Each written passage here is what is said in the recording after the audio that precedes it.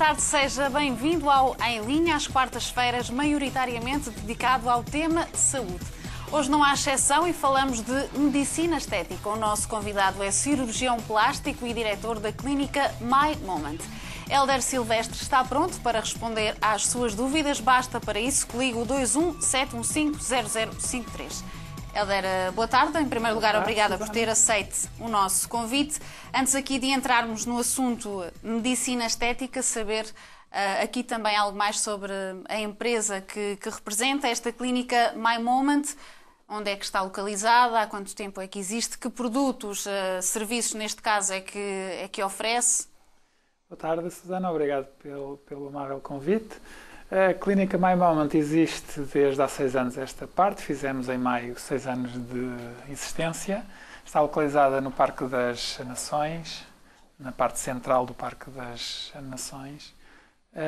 E é uma clínica que procura oferecer um serviço integrado na área da cirurgia plástica, reconstrutiva e estética, medicina estética e estética. Ou seja, um paciente que nos procure, nós procuramos oferecer todas as valências para a pessoa, na própria clínica, ter resposta a todas as suas questões e poder fazer desde atos mais agressivos a atos menos agressivos. Exatamente, ou seja, também desde já estabelecer essa diferença que creio, portanto, na vossa área, distinguem como procedimentos invasivos e cirúrgicos, estou certa? Exatamente, há os procedimentos cirúrgicos que são sempre invasivos, depois há os procedimentos de medicina estética que são minimamente invasivos, que é meter uma microcânula na pele, dar um relevo facial, fazer um lábio, tirar uma olheira, fazer uma rinomodelação, que são aquelas coisas que se fazem com anestesia local e são procedimentos minimamente invasivos no dia seguinte. Em média, a não ser que seja um lábio, a pessoa pode ir trabalhar, tem a sua vida normal. E depois ainda oferecemos a parte de estética, que são aqueles tratamentos para tratar pequeninas gorduras, para fazer uma limpeza de pele, um peeling, em que são coisas menos agressivas, mas que ajudam a pessoa a manter-se. E já nem tem sequer um nome ou denominação Não tem. Já são procedimentos estéticos e não invasivos.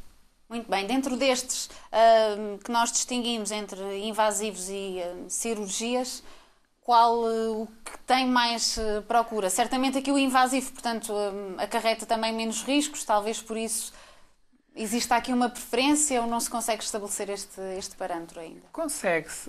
Uma pessoa que nos procure, quando se faz a consulta, quando faço uma consulta, é feito um diagnóstico, é feita uma análise, é feito um diagnóstico e depois é feito um plano terapêutico. E em função do problema, nós podemos resolvê-lo de uma forma mais agressiva e, quiçá, melhor, em que conseguimos um resultado bastante mais interessante, ou podemos usar técnicas menos invasivas, em que a pessoa mantém a face ou o corpo, com pequenos truques para nos irmos mantendo e passando pela idade, e com procedimentos minimamente invasivos. O que é mais procurado, em geral? Ou seja, quem procura uma consulta destas, normalmente qual é a principal, o que é que querem mais transformar em si? Na face, indiscutivelmente, procuram-nos imenso para manter a face. Hoje em dia, o conceito anti-envelhecimento, ou medicina anti-envelhecimento, procura manter-nos, procura que nós vamos andando pela idade, mas não caindo a pico. Isso é muito importante e por isso aqueles pequenos preenchimentos, os botox, para nos irmos mantendo, para uma sobrancelha não cair, uma boca não ficar desidratada, não ficarmos com aquela cara típica a Mário Soares toda caída. Portanto, hoje em dia é essa a filosofia. As mulheres começam nos 30, nos primeiros 30, 28, 30, para manterem a face até aos 45, 50, sem necessidade de coisas mais invasivas. No corpo, indiscutivelmente as maminhas, que é uma área nobre no corpo e na sensualidade feminina e, portanto, hoje em dia, em todo o mundo, vou dar um número interessante, mais de 50 milhões de mulheres têm implantes mamários, que é um número brutal, 50 milhões de pessoas. Porquê? Porque, de facto, é uma cirurgia que se consegue hoje em dia, com as novas técnicas, as novas próteses, um procedimento perfeitamente seguro, com uma recuperação muito rápida e uma mama muito anatómica, muito bonita, muito normal. A par disso, a lipoescultura. A lipoescultura tira-se uma gordurinha de um lado, põe-se no outro, para moldar um corpo e mantê-lo jovem e bonito, que é o que as pessoas querem. No caso do rosto, dizia, portanto, a partir dos 40 ou 30. 30. Neste caso em que a mudança tem mais a ver com o corpo, existe também uma idade em que possamos estabelecer uma maior procura?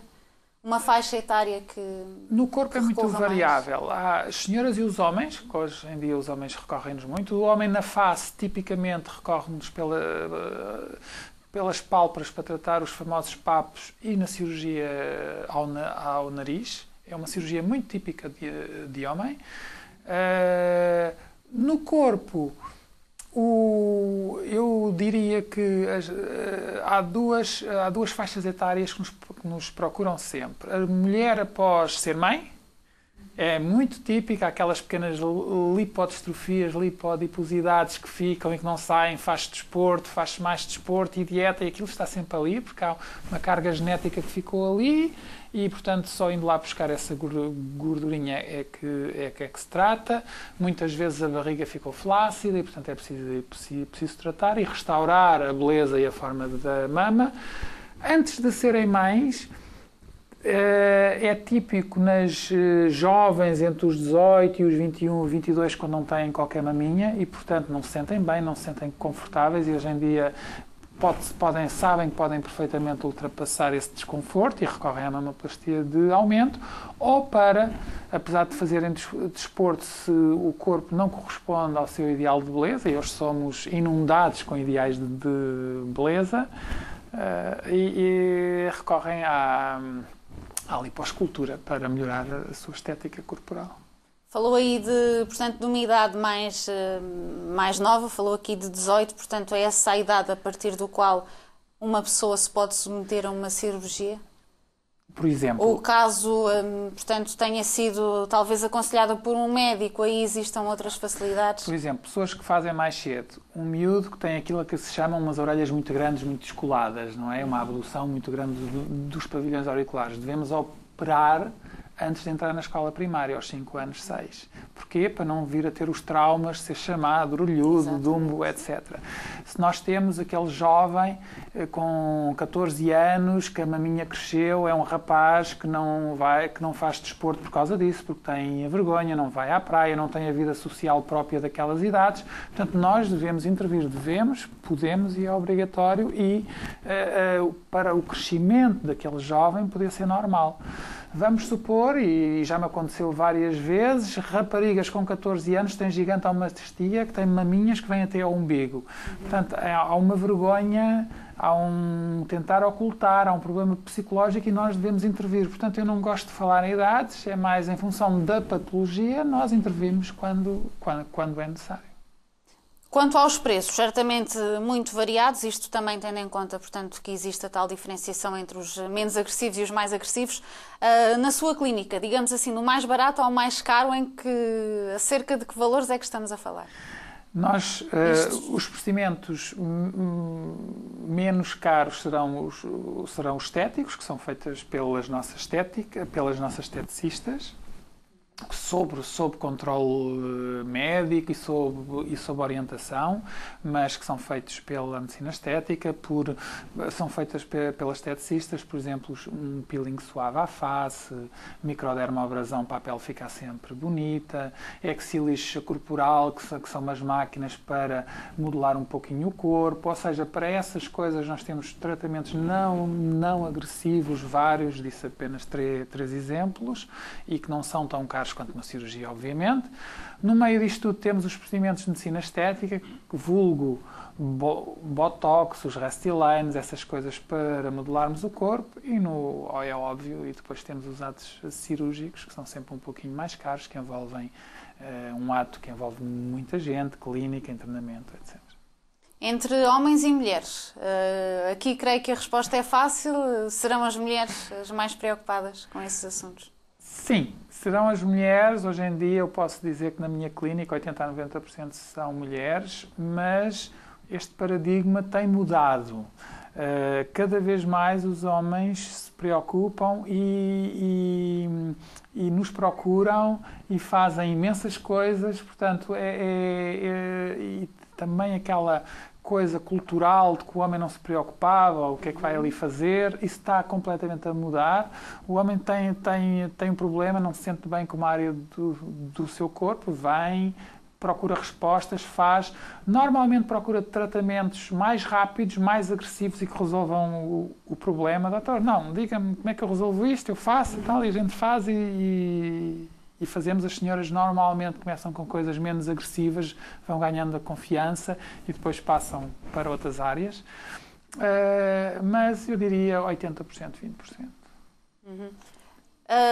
Neste caso, podemos falar também de popularização da cirurgia plástica, hoje em dia, tendo em conta também que não só as mulheres, mas também já os homens vão procurando, neste caso, mais simples, tratamentos mais simples, como dizia, mas ainda assim é algo a que se recorre cada vez mais?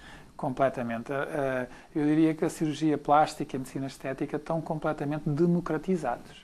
Ou seja, nós temos procura desde pessoas do Algarve até Trás-os-Montes, pessoas de todas as origens sociais, todas as profissões, e, portanto, aquela ideia de que havia há 20 ou 30 anos, que eram as pessoas de condição social especial, ou aquelas mulheres que não trabalham e que não faziam nada e, portanto, podiam fazer este tipo de coisas, digamos que hoje em dia isso é um nicho de mercado, porque toda a gente procura, as pessoas hoje em dia sabem se têm um problema com o qual há anos que não conseguem, que estão mal, que não se sentem bem, sabem que existem respostas e, portanto, procuram-nos.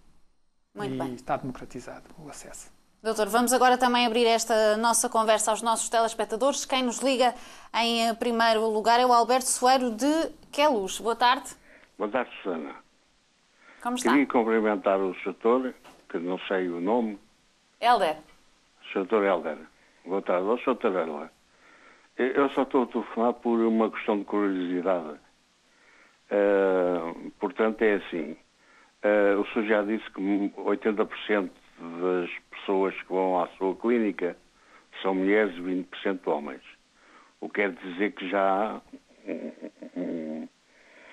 uma percentagem significativa de homens a fazer tratamentos à sua clínica. A minha questão é assim, toda a gente pode fazer os tratamentos que dizem o botox, o silicone, aumentar de maminhas, o tratado de nariz, várias coisas que o Sr. já disse aí e que normalmente aparecem artistas, aparecem locutoras. Não digas da Benfica TV que essas não precisam.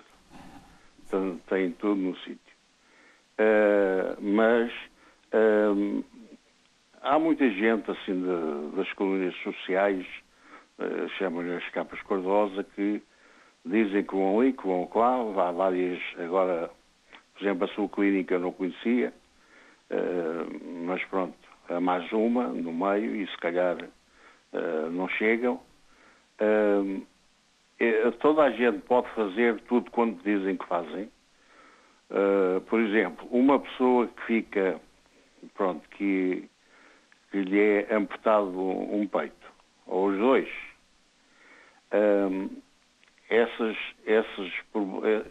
esse problema é tratado por uma clínica igual à do doutor, ou tem outro aspecto clínico que não pode ser tratado nessas clínicas assim como a do doutor.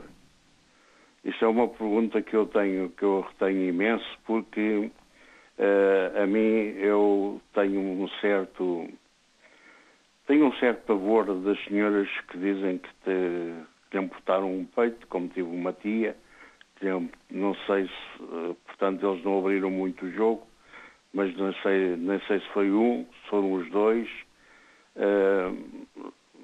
Para mim ela depois pareceu-me sempre normal, sempre com sutiãs, etc. É uma dúvida que eu tenho e tenho um certo carinho, um certo... pronto, custa-me saber que uma senhora tem o cancro de mama e cada vez há mais casos desses? a tratar para não haver tanto risco para não é previsão, é para o que estão rastreios de cancro de mama para evitar que haja tantos. Alberto, aí já entram outras questões, mas vamos então deixar para já que o doutor responda às perguntas que já aqui colocou. Doutor, queira... Obrigado, Alberto, pelas suas questões.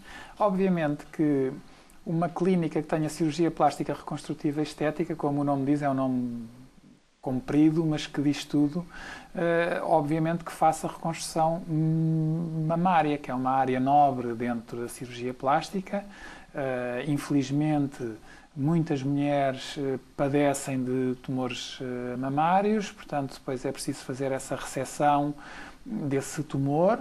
Pode ser só do tumor, pode ser parcialmente da maminha, pode ser de toda a maminha, e depois isso é feito por um cirurgião oncológico, e depois vem a cirurgia plástica. O cirurgião plástico faz a reconstrução mamária, e é óbvio que também temos muita procura por mulheres que querem melhorar a sua estética mamária porque foram total ou parcialmente amputadas.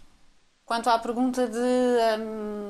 quem quiser pode fazer, isto depende, claro está, creio que de uma primeira consulta, uma avaliação. Com certeza. Hoje em dia as pessoas vêm à consulta. A minha primeira questão é sempre o que traz cá. Porque quem nos procura traz sempre uma expectativa ou um problema.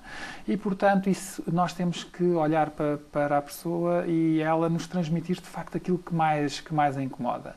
A partir daí há uma conversa em que se passa para o paciente aquilo que se pode fazer, aquilo que se lhe pode dar, e, portanto, eu costumo dizer que a primeira consulta é de longe a mais importante em todo o processo e o relacionamento médico-doente. Muito bem. Alberto? Susana, só uma última pergunta, eu desligo já, e depois o doutor responde, para não estar aqui pendurado e para não atrasar tanta chamada. Nos 20% de homens que o doutor diz que já procuram a sua clínica, procuram-me para quê? Para fazer o quê? O que é que os homens procuram fazer, portanto, neste momento, não é? Porquê é que procuram uma clínica como o doutor? Alberto, muito obrigada então pela sua participação. Isto para não ficar, como dizia, portanto, à espera, despeço-me já de si, mas, doutor, portanto, esta última questão do Alberto. Um beijinho para si, um abraço ao doutor. Boa tarde, Alberto. Obrigada. Obrigado, igualmente.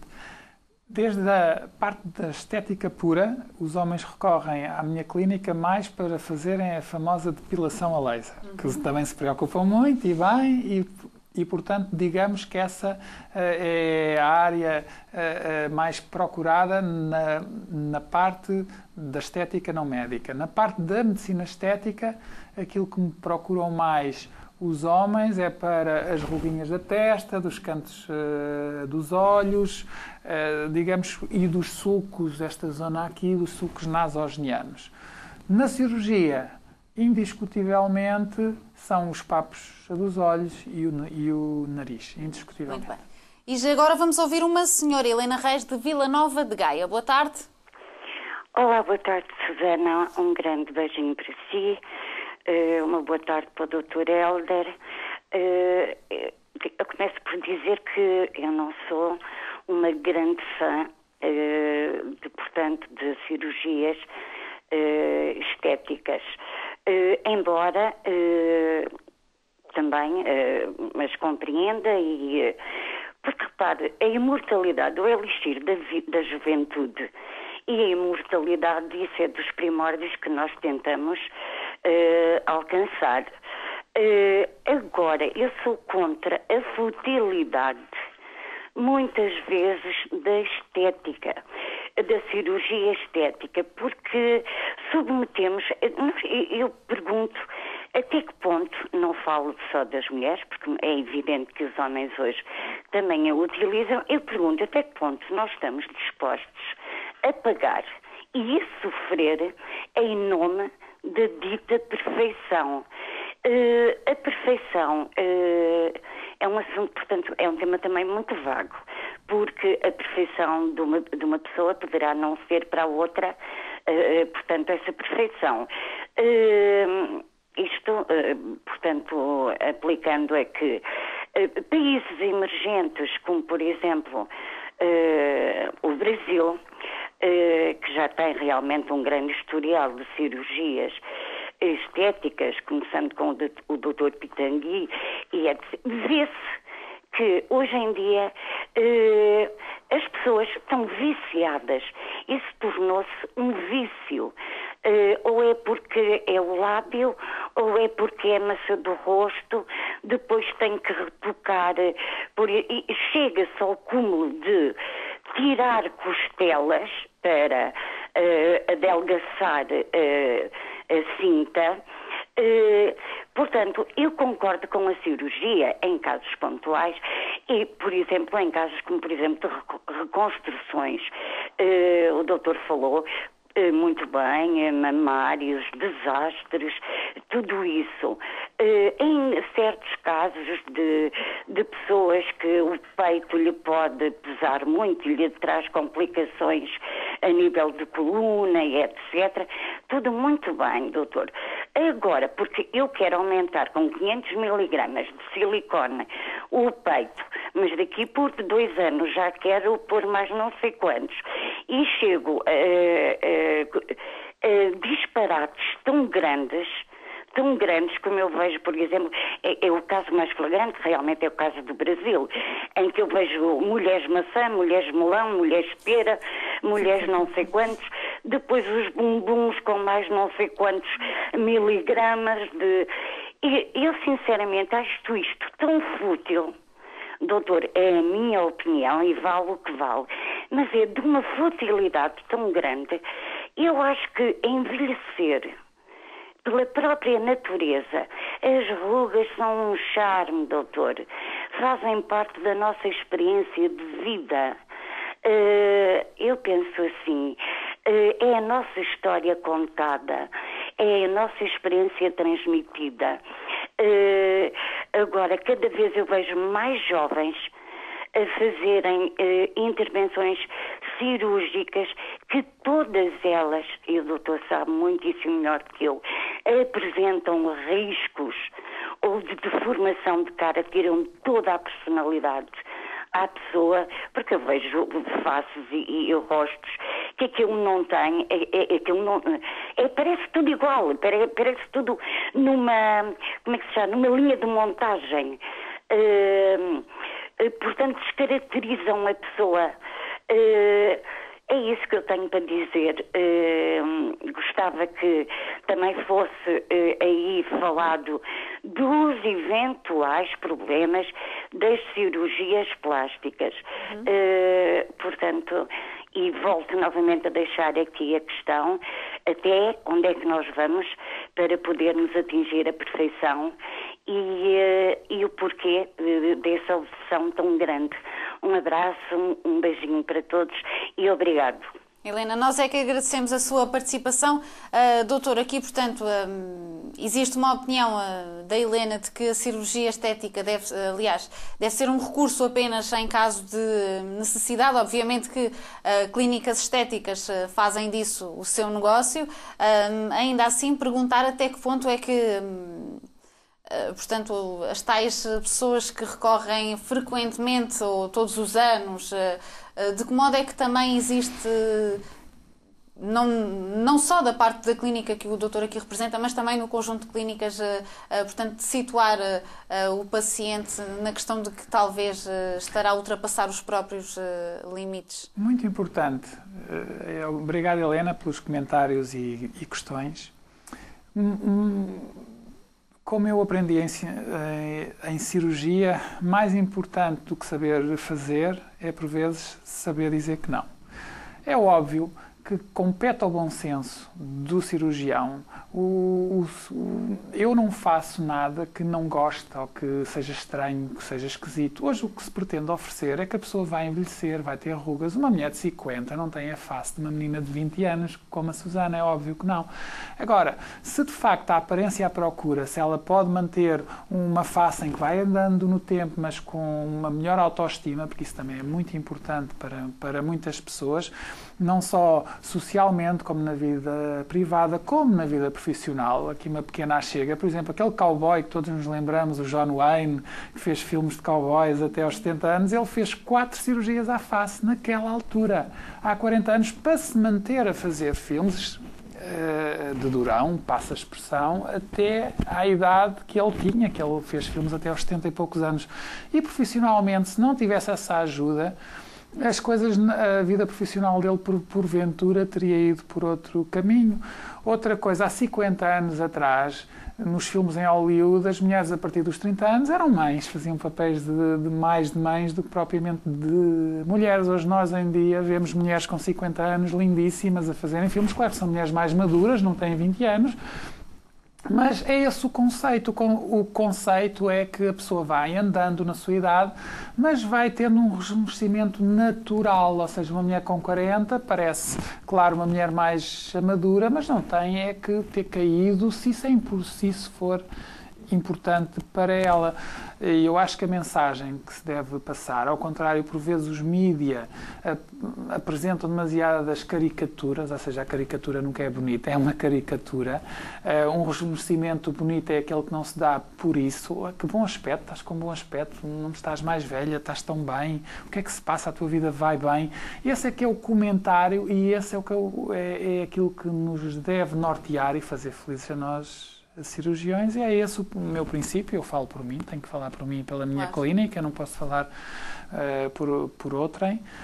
E, portanto, mas para mim isso é muito importante. Neste caso nem dependerá tanto da clínica, depende de quem procura, não é? Porque se alguém decide fazer inúmeras cirurgias em si próprio, portanto, é uma decisão pessoal. Se me pedissem alguém umas maminhas que chegassem aqui, uns balões, já sabem que não vão ali, que não vale a pena irem ter comigo, porque eu não farei. Se me pedirem umas nádegas enormes, também já sabem que não vale a pena ir ali, porque eu não farei. Eu procurarei ser pedagógico numa boa conversa, numa boa consulta, mas se de facto a pessoa quiser coisas estranhas e eu gosto de uma beleza natural, não gosto de uma beleza estranha, com certeza que terá que procurar outra clínica e outro cirurgião, porque atenção, nós não somos obrigados, apesar de termos uma porta aberta, mas nós não somos obrigados a fazer coisas estranhas só por o sabermos fazer. Este tipo de excentricidades, digamos assim, em Portugal são frequentes ou existem outros melhores exemplos destes? Não são comuns. O meu doente tipo, há pouco eu disse que o meu doente tipo é o português tipo, ou seja, é a pessoa comum, é a pessoa normal, é a mãe, é o pai, é a namorada, não são pessoas estranhas, nem são pessoas diferentes dos outros. Isso é importante que se diga. E depois são pessoas que querem coisas normais. São as pessoas que, de facto, algo se passou com o seu corpo que não gostam, que andam em luta permanente com isso, sabem que podem melhorar e pedem ajuda nesse sentido. Portanto, são pessoas, o paciente tipo é uma pessoa normal, com pedidos normais. Muito bem, doutor, já voltamos à conversa também. A Helena dizia aqui que gostaria de ver também debatidos talvez os riscos, já lá vamos, mas agora está na altura de irmos em direto até ao pavilhão Império Bonança, onde a equipa de hóquei em patins prepara o próximo jogo do campeonato frente ao Gulpilhares. O encontro é relativo à 5ª jornada, Andreia. Boa tarde, Susana. Precisamente, 5ª jornada da equipa de hóquei patins do Benfica, que se disputa este sábado pelas 18 horas no terreno do Gulpilhares. Para nos falar um pouco então desse encontro, tenho junto a mim o guarda-redes da equipa, Ricardo Silva. Muito boa tarde, Ricardo. Perspectivas então para esta visita ao terreno do Gulpilhares? As perspectivas são as normais, é entrar dentro da pista para conquistar os 3 pontos e conseguir mais uma vitória rumo ao objetivo final, que é o título de campeão nacional. Vem de uma goleada por 6-0, a equipa está mais motivada também pelo resultado da última jornada? Sim, é sempre motivador ganhar se não sofrendo golos. Acho que fizemos um excelente jogo Agora é continuar na mesma senda e fazer um grande jogo também no próximo jogo em Gulpilhares. Conhecendo a equipa do Gulpilhares, que jogo é que podemos esperar então no sábado? Vai ser uma equipa que vai defender a maior parte do tempo, vai aproveitar muito o contra-ataque, tendo uma pista com o tamanho máximo. Vamos ter que correr muito e vamos ter que lutar muito e também vamos ter o apoio dos nossos adeptos que nos vai ajudar. Ainda assim, a equipa de Gulpilhares é uma equipa que até ao momento já sofreu 20 golos, o Benfica também sendo uma equipa muito concretizadora, esperam poder marcar muito nesta deslocação ao terreno do Gulpilhares? Sim, por norma também marcamos muitos golos. Se pudermos juntar aos 3 pontos o facto de golearmos também é importante, que a equipa ganha confiança, mas acho que também é importante não sofrer golos. Muito obrigada, Ricardo. Ficam então as perspectivas do guarda-redes da equipa de hóquei e patins. Relembro então que o Benfica disputa a 5ª jornada do Campeonato Nacional no terreno do Gulpilhares, dia 3 de novembro, este sábado, pelas 18 horas. Um encontro onde já sabe, tal como dizia o guarda-redes da equipa de hóquei em patins, Ricardo Silva, onde contam, já sabe então, com o seu apoio, um jogo frente ao Gulpilhares a contar para a 5ª jornada, mas aqui, doutor, e hoje falamos de medicina estética, isto não quer dizer que não seja, claro, está aplicada aqui ao desporto. Há pouco ouvíamos a Helena Reis, que tem uma opinião mais cética relativamente a cirurgias estéticas. Quais são os mitos mais frequentes, se é que existem? Em primeiro lugar, a segurança. Que a Helena falou em algo que para qualquer médico e para qualquer cirurgião deve ser fundamental. Uma cirurgia deve ser feita numa clínica com bloco operatório próprio, com condições de esterilização, com suporte de vida.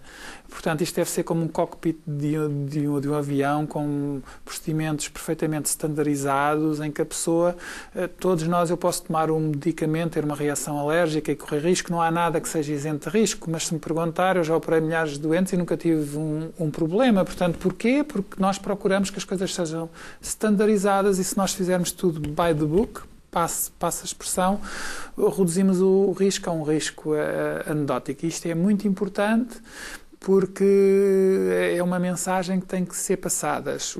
Os atos mais agressivos têm que ser feitos em clínicas com todas as condições, com anestesista à cabeceira, com suporte imediato de vida, com tudo, e assim todos nós procedemos desta maneira, os pacientes, se procurarem de facto clínicas que têm essas condições.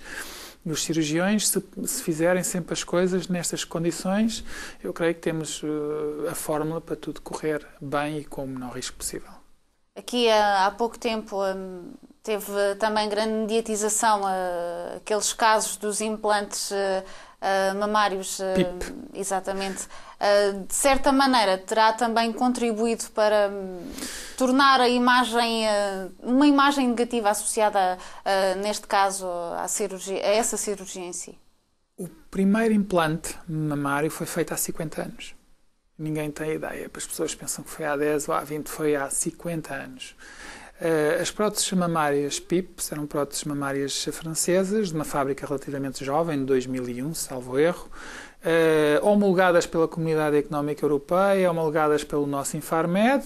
É óbvio que para um cirurgião isso não basta e, portanto, eu nunca usei PIP, porque, de facto, as próteses PIP, além de serem mais baratas, tudo o resto não ofereciam aquilo que eu acho que uma boa prótese mamária tem que ter, quer para reconstrução mamária pós-excisão atumoral, quer por motivos estéticos. E, portanto, a falha é do regulador. Sabe que qualquer dispositivo médico, sejam próteses mamárias, sejam próteses para pôr no coração, sejam próteses para pôr na aorta, sejam próteses para pôr na anca ou no joelho e por aí afora, tem uma regulação bastante severa. E houve indiscutivelmente em França uma falha, a meu ver, estranha e inadmissível nessa regulação. Mas não há nenhuma área, seja a área médica ou outra, que não esteja sujeita a estas falhas da regulação, infelizmente. Mas por causa desta questão, existirá um negativismo maior associado? As pessoas têm mais medo, têm mais receio? De todo. Quando procuram, por exemplo, depois Quando procuram... Na sua clínica não usa, portanto, mas colocam dúvida, falam da questão... Ou imediatamente depois, normalmente as pessoas têm sempre um certificado, têm um cartãozinho onde tem o número de série da prótese, a marca, a forma, o tipo, isso é muito importante. E eu em consulta explico as próteses que utilizo, porque é que utilizo, de que marca é que são, quantos anos é que tem a fábrica, quantos milhões de implantes é que já fez, qual é a sua responsabilidade social, o seu historial, porque isso é muito importante. E é aí que as pessoas percebem, sim senhor, há aqui uma relação de confiança, porque uma marca que faz próteses há 30 e muitos anos e exporta para todos os países tem uma responsabilidade social e económica completamente diferente de uma fábrica que faz próteses há 1 ano ou 2. É comum também que os pacientes cheguem ao consultório com expectativas demasiado elevadas. Como é que se lida com isso? Explica-se logo qual será o resultado, portanto, isto se a pessoa pensar que vai obter um resultado muito diferente daquele que está à procura, como é que se lida com esta expectativa que as pessoas fazem? Essa é talvez a questão fundamental na primeira consulta. Por isso, e na minha prática clínica, o que eu faço é, ouço a pessoa, vejo imediatamente qual é a questão e depois falo diretamente o que é que se pode fazer no caso dela e mostro casos semelhantes. Então, a pessoa percebe perfeitamente qual é a expectativa, o que é que eu faço, vê variedíssimos casos idênticos ao dela e, portanto, pode haver uma identificação ou não com a forma como faço as coisas e, portanto, eu quero decisões bastante conscientes e bastante informadas. E as pessoas, vendo o que nós fazendo, adaptam as suas expectativas, sabem aquilo que vai ser feito e as coisas correm bem e não temos expectativas frustradas. Se forem expectativas completamente desajustadas de qualquer realidade, é melhor a pessoa ir procurar outra clínica, porque iremos ter problemas com essas pessoas, obviamente. E esta primeira consulta, como é que, portanto, o primeiro passo para um paciente, para alguém que se quer submeter a uma cirurgia, portanto, dirigir-se a uma consulta, a partir daí, o conselho, portanto, por parte do doutor é também sempre orientado mais para a cirurgia, para os tais tratamentos mais agressivos, ou também tenta fazer ver que existem outros, isto também os tais não invasivos, que de certa maneira poderão ir de encontro àquilo que a pessoa procura? Completamente. Hoje em dia, por exemplo, se há um revestimento facial, eu no meu organigrama eu faço aquilo que podemos resolver e até onde é que podemos chegar com tratamentos minimamente invasivos e depois é que mostro o que é que se pode fazer com um facelift ou vulgo uma cirurgia à face. Portanto, há de facto uma graduação dos tratamentos e mostra-se à pessoa o que é que se pode alcançar com cada tratamento para a pessoa poder decidir em consciência. Noutros casos, como por exemplo, numa cirurgia nasal, eu faço a cirurgia nasal estética e também a cirurgia nasal funcional. Uma pessoa que respira mal, porque tem um desvio de septo, ou porque tem os cornetos muito, muito grandes, e uma pessoa procura, mas doutor, eu também respiro mal, mas tenho um nariz horrível e não gosto, e portanto nós aproveitamos, tratamos a parte funcional e, obviamente, vamos de encontro ao paciente também para melhorar um pouco a estética nasal, mas procura-se sempre interagir com o paciente de forma a que ele perceba o que nós podemos fazer e ele adequa isso ao que ele de facto gostaria de fazer e aquilo que ele procura. Muito bem. E agora temos mais uma senhora em linha, é Maria do Carmo, liga-nos de Rio de Moinhos. Boa tarde. Olá, muito boa tarde. Saudações benfiquistas. Olha, eu começo por dizer que sou apologista da cirurgia estética, mas no caso, portanto, para melhorar coisas que às vezes correm mal, um acidente, uma doença que desfigure, por exemplo, uma pessoa. Nesse aspecto sou a favor e reconheço que se fazem trabalhos fantásticos. Ainda a semana passada vi na televisão um senhor que teve um acidente e ficou sem a cara, a pele, e reconstruíram-lhe a face de uma forma espantosa. Isso eu admiro. Agora, o outro lado da cirurgia estética, aumentar as maminhas, aumentar mais uns quilos aqui, outros quilos ali na perna, tirar de uma perna e pronto. Eu, sinceramente, não estou para aí virada, mas pronto, quem tem dinheiro, que o gaste à vontade, não é? Desde que não sejamos nós contribuintes a pagar. Mas gostava de perguntar ao Sr. Doutor o seguinte: eu li há tempos numa revista que os implantes de silicone que faziam mal, portanto, havia no mercado implantes de silicone que provocavam problemas na saúde das mulheres e dos homens, que os homens também os põem. Eu gostava de saber até que ponto isso é verdade e, se sendo assim, portanto, se fizer mal, como é que é possível continuar a pôr-se os implantes, sabendo que isso é uma coisa que vai, mais tarde ou mais cedo, trazer problemas de saúde às pessoas que os põem. E para terminar, só uma à parte, se me der licença, eu gostava de dizer o seguinte: o Presidente da Comissão Europeia foi a uma festa de um determinado clube receber um galardão e dar galardões. Por aqui se vê a vergonha dos nossos políticos, que não se coibem de participar em festas com indivíduos que foram condenados na justiça desportiva, porque na outra não foram. Por aqui se vê a qualidade dos nossos políticos e a pouca vergonha que eles têm. Boa tarde, muito obrigada e saudações benfiquistas para todos. Maria do Carmo, obrigada também pela sua participação. Aqui a Maria do Carmo, portanto, também, tal e qual como dizia a Helena Reis, a favor da cirurgia mais para casos onde é extremamente necessário. Aqui falou de um caso em particular e nestes creio que também, e isto agora é uma pergunta mais a nível pessoal, para um médico, quando se vê envolvido num caso destes, portanto, que emocionalmente também afeta mais o paciente e depois com o resultado verifica-se uma transformação também emocional na própria pessoa, creio que é nessa altura que se percebe o porquê de terem escolhido também a seguir esta profissão. Obviamente.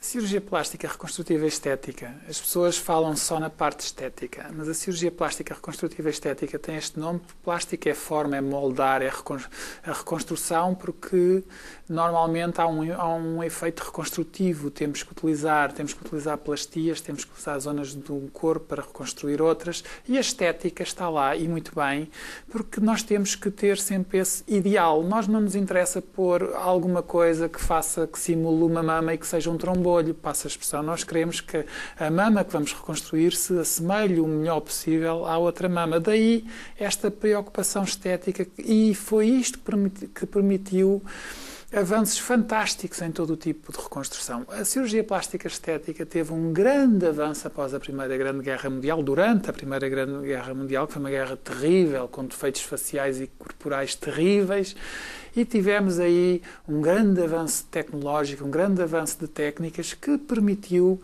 alicerçar e fazer desta uma grande especialidade cirúrgica. Obviamente que aquilo que mexe mais com as pessoas é a parte estética, é o pôr uma coisinha ou tirar uma coisinha. Isto, digamos, que é óbvio que aí as pessoas, hoje em dia, têm um grande apelo mediático para estarem bem. São muito conservadores. Talvez. Mas já não tanto. Os portugueses procuram tanto a cirurgia plástica, a medicina estética, quase como os espanhóis, quase como os italianos, mais do que os alemães, mais do que os franceses. Portanto, nós somos um país de sol, as pessoas temos alegria na nossa forma de estar e, portanto, queremos estar bem, queremos estar o melhor possível e é natural que procuremos, se algo nos incomoda e se isso é importante para a nossa vida, podemos e devemos melhorar.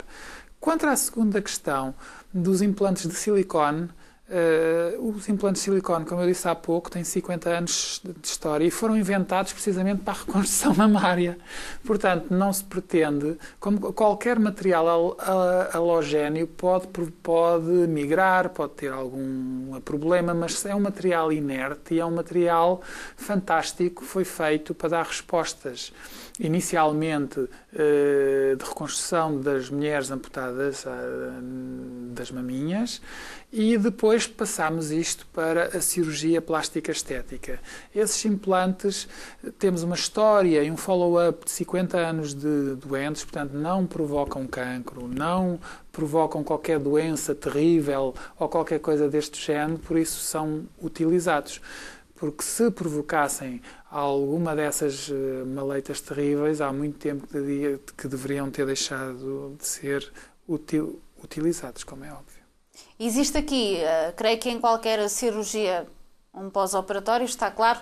Existem pré também, antes da cirurgia? O que é que... Com certeza. Que procedimentos é que são adotados? Depende de cirurgia para cirurgia, mas de um modo geral, antes de qualquer cirurgia, 10 dias antes, não devemos tomar aspirinas, anti-inflamatórios não esteroides, para o sangue não ficar mais fluido. Não devemos viajar uma viagem longuíssima de 10 horas ou 12 horas e ser operado 12 horas depois, porque vamos aumentar a probabilidade de haver alguma doença tromboemolítica. Não devemos, por exemplo, se vamos fazer uma cirurgia à face, uma semana antes, fazer um peelingzinho que vai promover a cicatrização, que a cicatrização ande mais depressa, que a pele fique melhor. Em cada caso, nós temos, por exemplo, se vamos fazer uma cirurgia nasal, se fizermos uma drenagem linfática antes, o edema é muito menor e a recuperação, o edema ou inchaço é muito menor e a recuperação é mais rápida. Portanto, cada cirurgia tem o seu protocolo próprio, que deve ser cumprido o melhor possível para o pós-operatório, para a recuperação desse ato traumático, que é sempre uma cirurgia, ser rápido. E tal e qual como nos restantes procedimentos médicos, isto quando são necessários, enfim, por exemplo, para prevenir doenças cardiovasculares ou problemas do género, ou seja, isto na outra medicina em geral. Aqui nesta também, e há que ser realista, também existem complicações, não é? Com certeza. Um ato cirúrgico, a medicina é só uma e a cirurgia é só uma.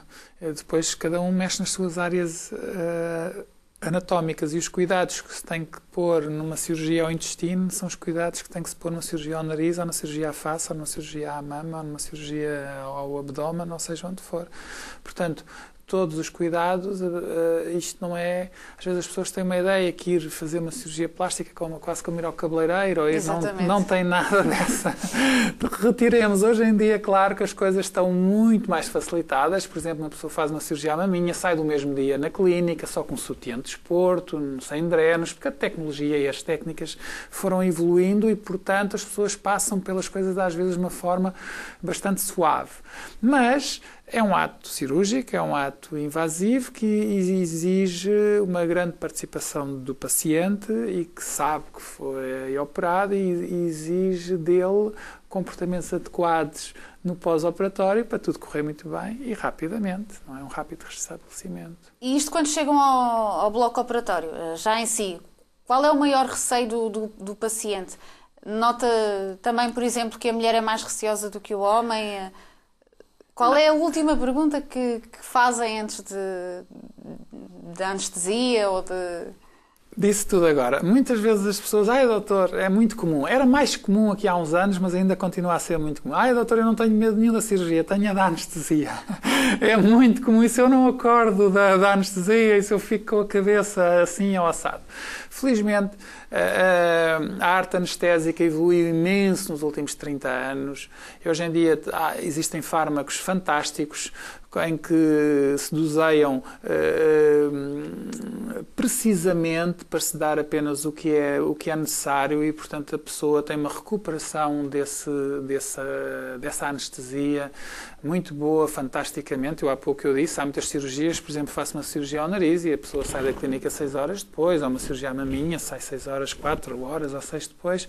Isto também é assim porque, de facto, a arte anestésica evoluiu bastante e permite com que a interferência no nosso organismo seja muito menor. Por exemplo, a maior parte das cirurgias na minha área, na cirurgia plástica reconstrutiva estética, ou muitas, são feitas com sedação mais anestesia local. O que é isto, a sedação? A sedação, a pessoa está a dormir, um sono leve, tem uma veia cateterizada, vão ali um soro e uns medicamentozinhos e quando acaba o ato cirúrgico, a pessoa acorda e tem um restabelecimento rápido e passado algumas horas, na maior parte dos casos, está bem, está muito bem e inclusive pode sair da clínica.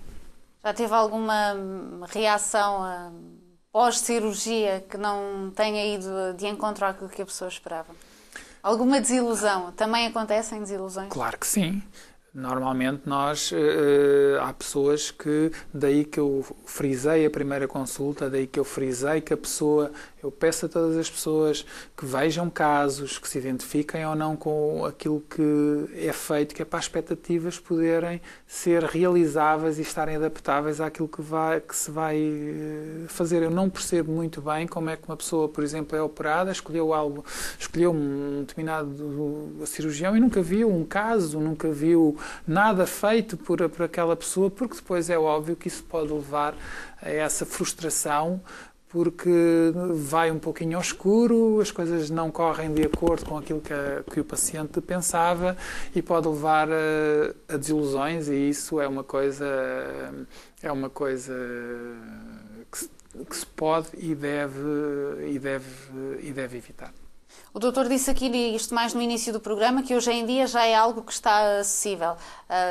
Desde o mais rico, alguém com menos poder económico. Ainda assim, é certo, sabe-se, tem um custo, tem um valor, não é, para a maior parte das pessoas. E hoje em Portugal, em tempos de crise, acaba por ser às vezes, a pessoa pensa, é supérfluo, não vou investir este dinheiro em mim. Até que ponto é que o doutor acha que o setor irá sofrer com esta situação? Toda a área da medicina, seja da cirurgia plástica e de outras áreas, obviamente se o país está em crise, as pessoas têm menos disponibilidade, estão mais retraídas, portanto vão adiar, ou é uma coisa que de facto mexe muito com elas e não, eu tenho mesmo que fazer, ou então esperam um pouco, veem como é que isto vai correr, como é que o país vai evoluir e fazem aí um compasso de espera.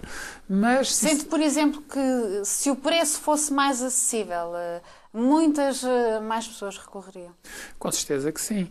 Embora há algo que tem que ser dito, por exemplo, o preço na cirurgia plástica nos últimos 10 anos, apesar da inflação, manteve-se ou desceu. Eu acho de facto que a cirurgia plástica antigamente era bastante cara, atos eram extremamente caros e hoje em dia, claro que, repara, uma cirurgia implica clínica, implica imensa gente, implica uma equipe cirúrgica, implica muita coisa, implica por vezes materiais caríssimos, como próteses mamárias e outros. Tem sempre um custo inerente que não é desprezível de todo.